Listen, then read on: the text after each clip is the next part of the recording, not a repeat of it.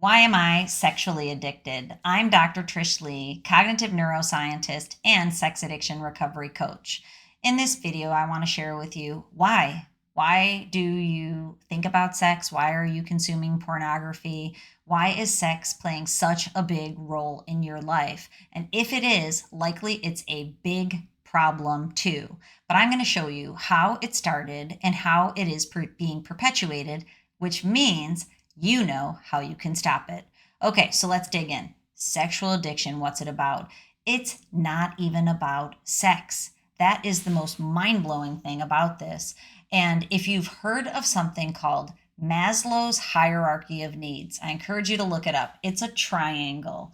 And in the triangle, Maslow outlined, I think it was in the 60s, he outlined levels of needs that each person has. And I'm going to share them with you in just a minute. But first, what I want to tell you is when you were young, you were exposed to something sexual. So it could be an unfortunate sexual abuse type of situation. We know from the science, people who are sexually abused, it's very high percentage. 99% of people who have sexual abuse in their history go on to have problems with sexuality. And it's a way of controlling that sexual abuse by perpetuating it in a different way. We also know that people who are verbally or physically abused or neglected have a much higher percentage of having a sexual addiction or having problems with pornography. So my point about that is when you were a child, there was something dysfunctional that happened and you found sex or pornography, but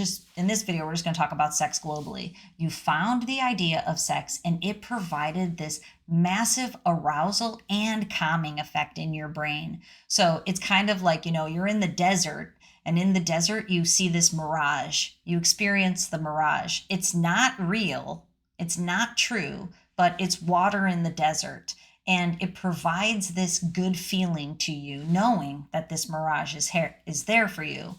And on a neurological level, what happens is, you're in this chaotic life and then you find pornography or you have a sexual experience and maybe you didn't even enjoy it, but your brain was aroused by it. And that arousal becomes coupled to the neurological feeling of arousal is coupled to sex.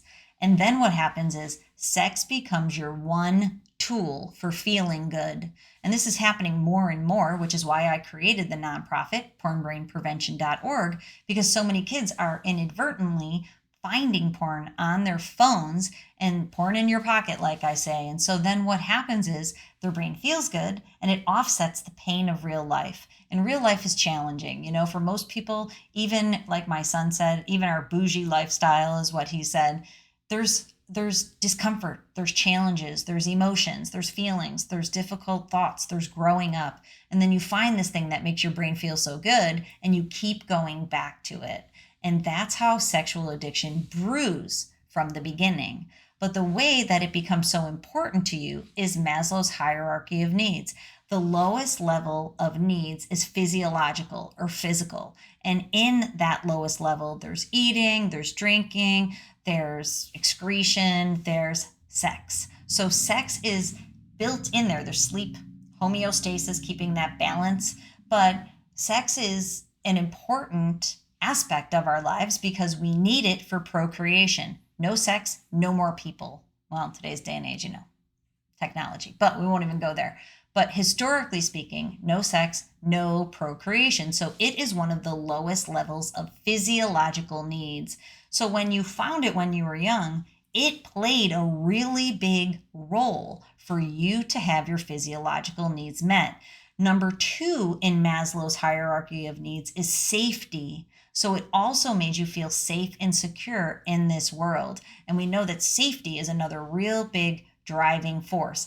Then up one more level is intimacy and connection. And sexual intimacy is one of those things, love and belonging.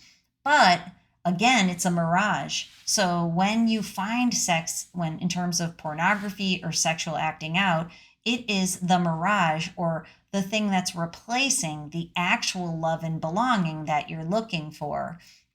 And you feel like it's love and you feel like you belong because you're going to fantasy in this sexual world, but it's playing the role of filling that for you in terms of being a mirage, but it's not real. But the reason that you become sexually addicted is because it's filling this physiological need, this safety need, and this love and belonging need. Now, stay with me for a second, because those are the three lowest levels in Maslow's hierarchy of needs. And his hierarchy of needs is actually one that you can climb this pyramid towards the top, towards self-actualization, becoming the very best version of yourself. Self-actualization, hang on, I gotta say it properly. Self-actualization, because I've said it wrong twice, but self-actualization has been one of the most important things to me when I found out about it a long time ago, probably when I was 18 years old. But this is what I want you to know. If you're stuck in the three lowest levels of Maslow's hierarchy of needs, it prevents you from getting to the higher levels. The second highest level, so level number 4, is esteem. It's self-esteem, it's confidence, achievement, respect of others, respecting yourself, respecting others, having them respect you, self-esteem. So if you're stuck in going to sex to make you feel safe and to meet these physical needs that are becoming distorted and to get a fake sense of love and belonging, you are stuck, my friend. You're stuck in those lower 3 levels in a really distorted way. You're not actually even meeting your needs in a healthy way, but you can get sucked into just making yourself feel comfortable and okay. That's why we know that sex addiction is about self-soothing. But you're stuck in the lower 3 levels. You can't move on to self-esteem, and you certainly can't move on to self-actualization. Self-actualization is tapping into your creativity, being spontaneous, being able to be on purpose, being able to solve problems, being able to give up judgment, being able to think in a multifaceted way. That's why in all my videos, the way out of this is to get on purpose, is to actualize your best true self. Because if you can do that, you come out of the 3 lower levels and you move into the higher levels of creating self-esteem from the inside out, which allows you to get on purpose in your work, in your relationships, and in your hobbies. You become the real you, and then you don't need to self-soothe anymore. So that's the real deal about what's at the core of sexual addiction, and that's the way out. Okay, I hope that helps you. And again, if you're looking for help on this journey, if you've been wrapped up in this thing for a long time, it's very difficult for people to come out of it. So subscribe to this channel. I'm always here to help you. But if you need more support in an organized fashion, the 90-day program that I offer has everything you need, plus support from me and my team. It will move you through the process that you need to go through. And I'm sorry to tell you, it is a process, not an event. I wish it was an event, but it's not. We're going to move you up from level 1 to level 5. We're going to level your action up. And I would be so honored to be part of that journey. Okay, go to drtrishleigh.com, check it out. And as always, control your brain or it'll control you.